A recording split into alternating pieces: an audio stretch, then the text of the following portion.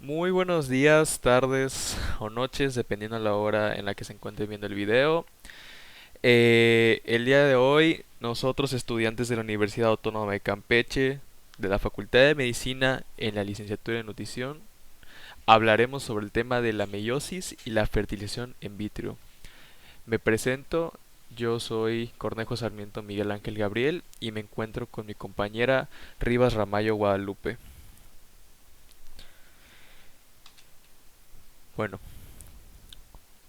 para empezar el tema, explicaré sobre qué es la meiosis y más adelante mi compañera explicará el tema de fertilización in vitro. Se le conoce a la meiosis como uno de los procesos de división celular y se suele caracterizar por dar lugar a células hijas genéticamente diferentes a la célula que las originó.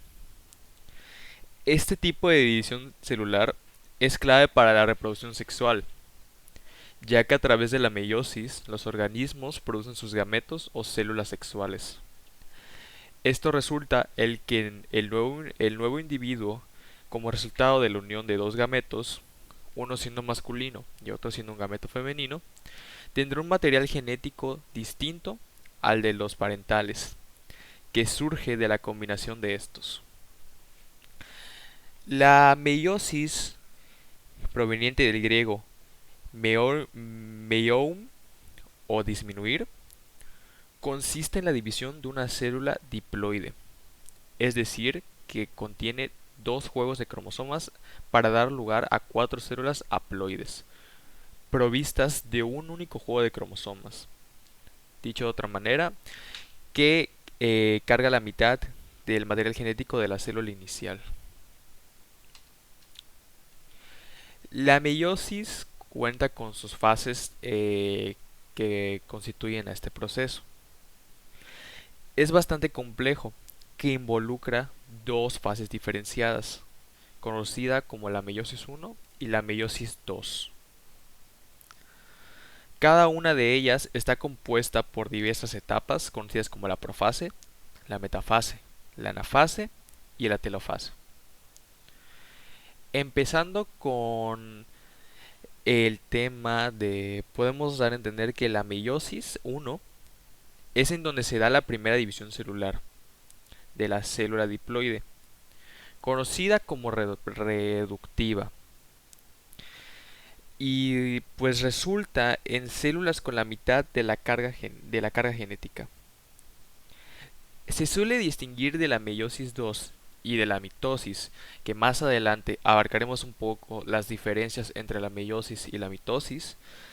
Eh, Se suelen distinguir porque su profase es muy larga y en su transcurso los cromosomas homólogos, o sea, idénticos, porque provienen uno de cada progenitor, se aparean y recombinan para intercambiar material genético.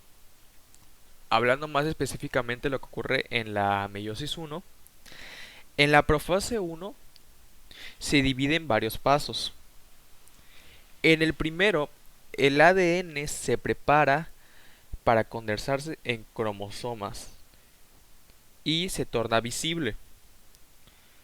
Luego los cromosomas homólogos se juntan de a pares formando un complejo en el que intercambian material genético. Este proceso es conocido como recombinación genética. Y por último, los cromosomas se separan, aunque en algunos puntos permanecen unidos. Son los puntos donde ha tenido lugar la recombinación genética. Además, se rompe la envoltura del núcleo y una surge en la célula una suerte de línea divisora. Pasando a la metafase 1, los cromosomas bivalentes o compuestos por dos cromosomas cada uno se disponen en el plano ecuatorial de la célula y se unen a una estructura formada por microtúbulos llamada uso acromático. En la anafase 1, los cromosomas homólogos de cada bivalente, cada uno formado por dos cromátides hermanas, se separan entre sí y tienden a un polo de la célula, formando dos polos haploides. La repartición genética es al azar y procediendo con la telofase 1, los grupos cromosómicos haploides llegan a los polos de la célula y se forma nuevamente la envoltura nuclear. La membrana plasmática se separa y da origen a dos células haploides. Con esto termina la meiosis 1 y procedemos a lo que es meiosis 2. Conocida como la fase duplicativa, se asemeja a la mitosis, en donde se forman dos individuos enteros duplicando ADN. Los conceptos son parecidos a la meiosis 1, pero tienen un poco de diferencia, por así decirlo. En la profase 2, las células haploides creadas en la meiosis 1, condensan sus cromosomas y rompen la envoltura nuclear, y aparece nuevamente el uso cromático. En la metafase 2, al igual que antes, los cromosomas tienden hacia el plano ecuatorial de la célula, preparándose para otra división.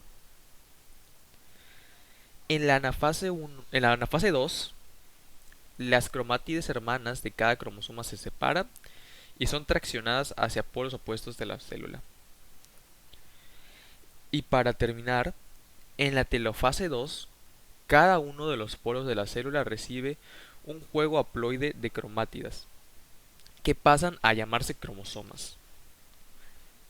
Otra vez se forma la envoltura nuclear, seguida de la partición del citoplasma y de la formación de las membranas celulares, que dan como resultado 4 células haploides, cada una con una distribución distinta del código genético completo del individuo.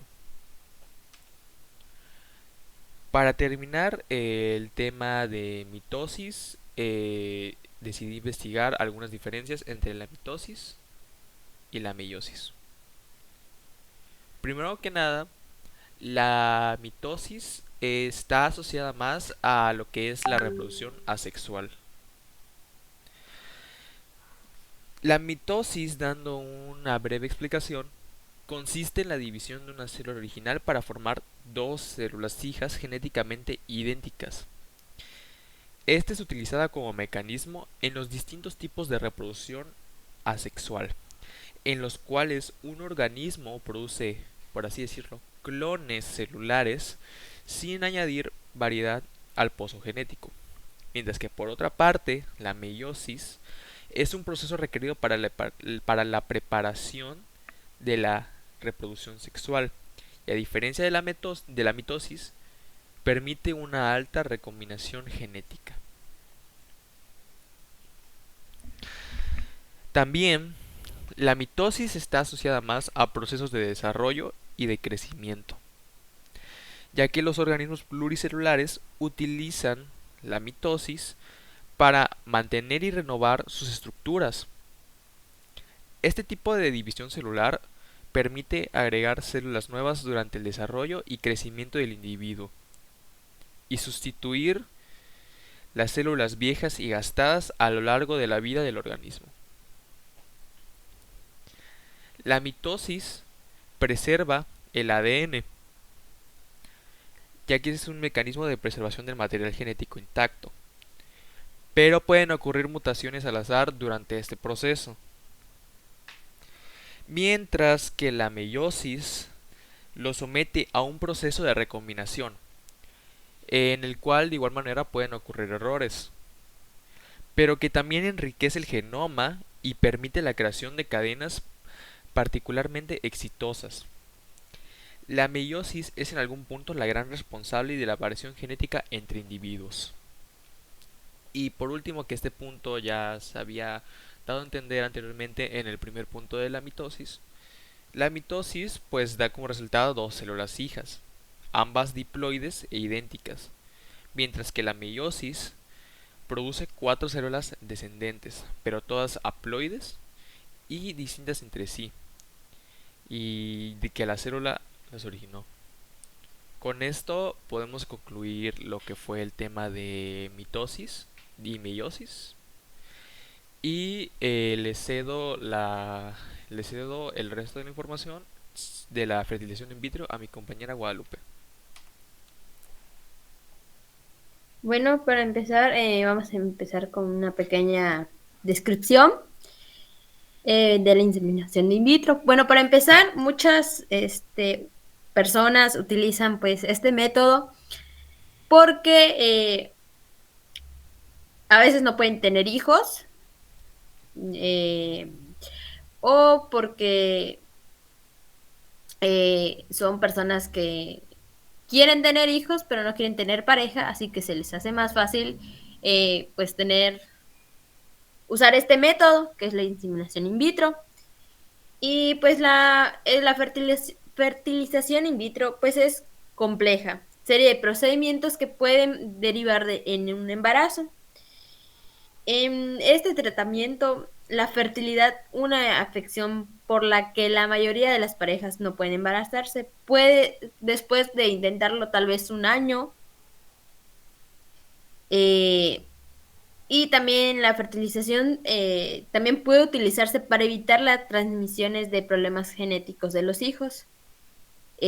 Muchas veces, bueno, personas que pueden llegar a tener cáncer, pero quedan embarazadas, hay ocasiones en donde pues se lo transmiten al bebé, entonces pues el bebé ya pues viene ya con una enfermedad.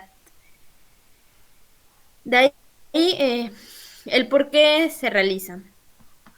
Hay muchas opciones del por qué a veces se realizan estos procedimientos, como lo había yo dicho.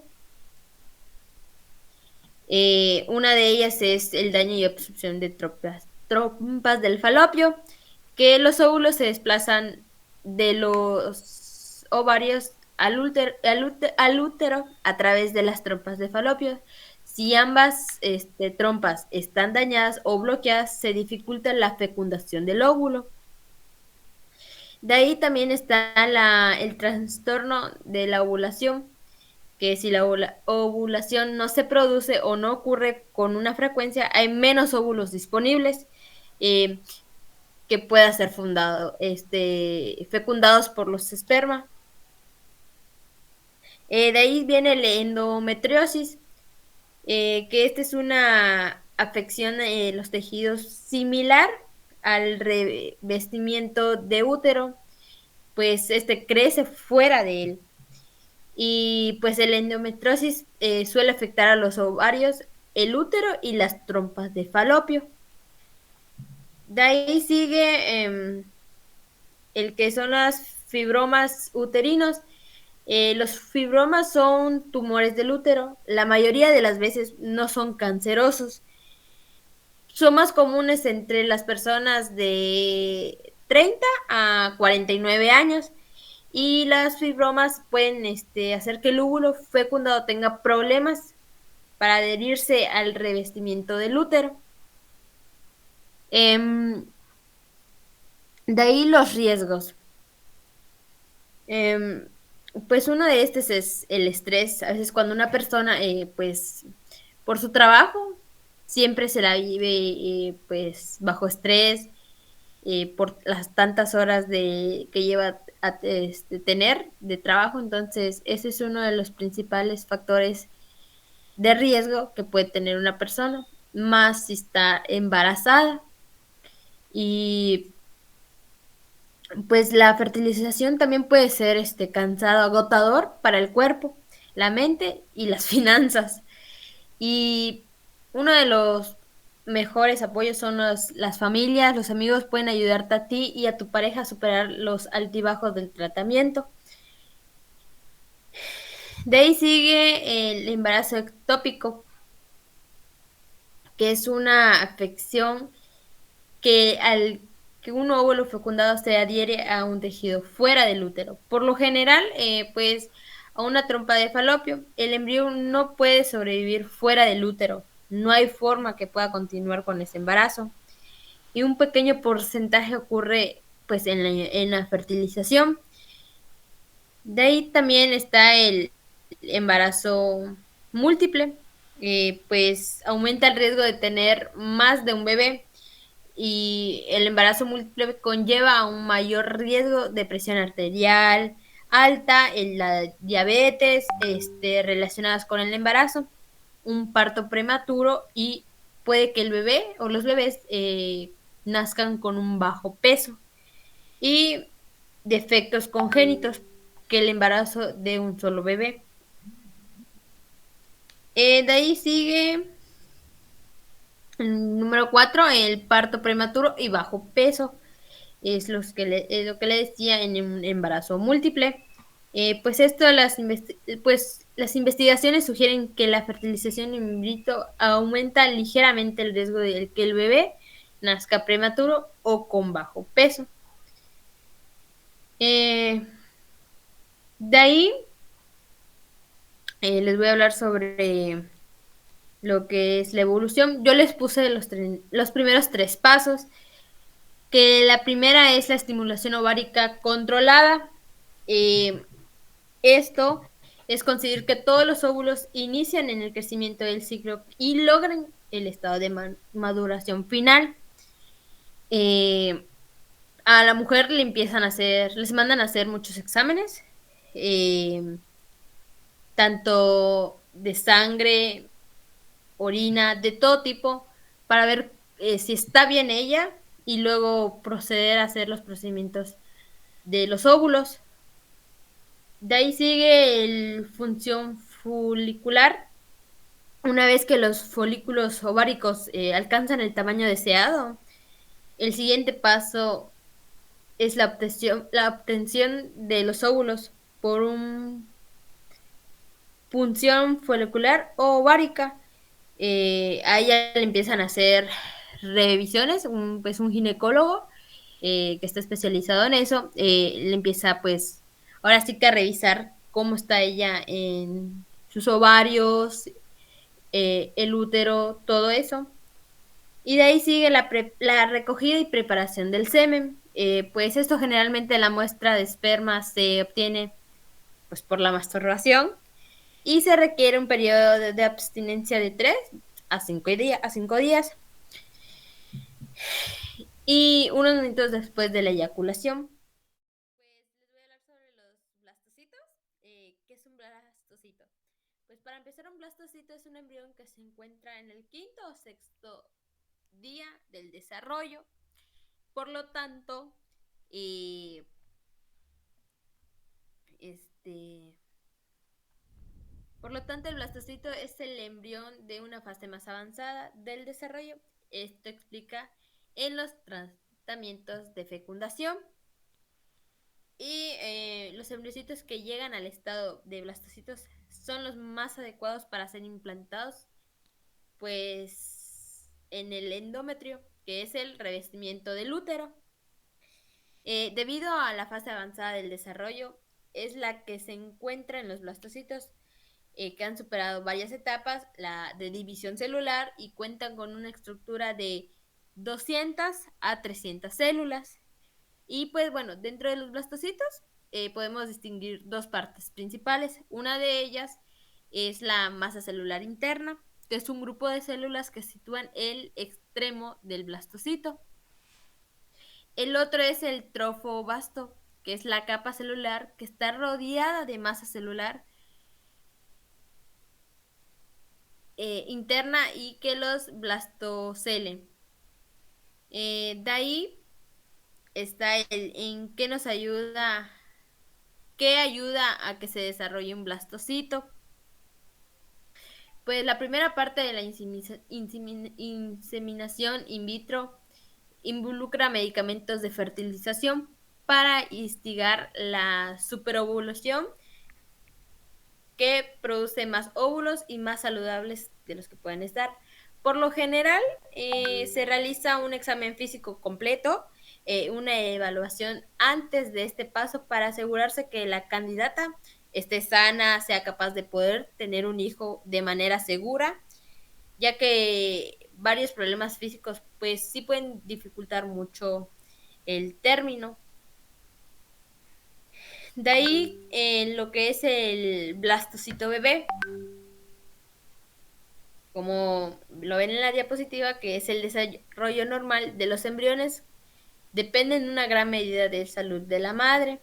Las pacientes con factores de riesgo como diabetes, problemas de peso corporal o enfermedades de transmisión sexual, pues sí requieren una supervisión de médicos obstetras y ginecológicos, pues bien calificados, al igual que las mujeres mayores de 35 a 40 años, porque pues ellas corren más riesgo que una de 20. Entonces, se requiere un control cuidadoso de los signos vitales. Entre las mujeres entre 35 y 40 años corren el 50% de riesgo, a las mujeres de 20 años que corren el 15%. Y así como el cumplimiento de dietas especiales, cambios de estilo de vida, incluso las primeras etapas de la inseminación in vitro.